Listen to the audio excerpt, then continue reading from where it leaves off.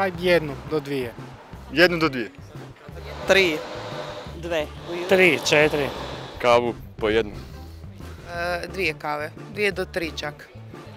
3. 1 do 2 kave dnevno. Ujutro najčešće. Ujutro.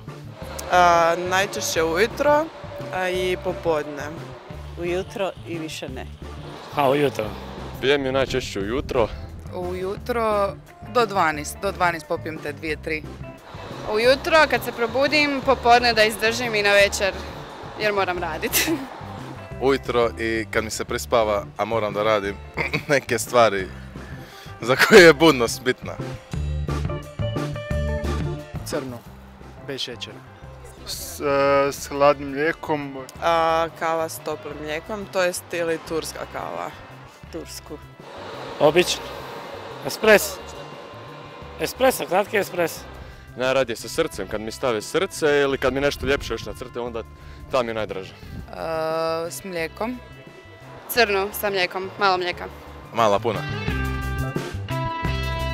Sam ili sa curom najčešće. S frendovima ili solo. Evo s svojim prijateljima najčešće. Ili sama ili s prijateljicom. Sam. I novine sa sobom. To je to. Pa uglavnom, pošto me niko ne voli, sam... Sama s prijateljima, sa svima. Najčešće sama jer ne stignem, ali ponekad sa ostalima.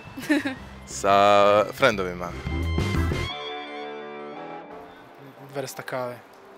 Kava? Pa znam da je to marka neke kave turske, ali nisam nikad probala, pa onda. Arabika, kava, znam.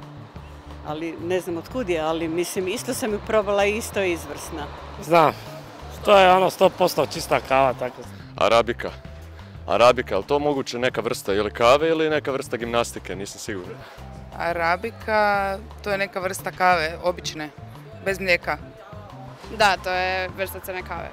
Arabika je pečena kafa.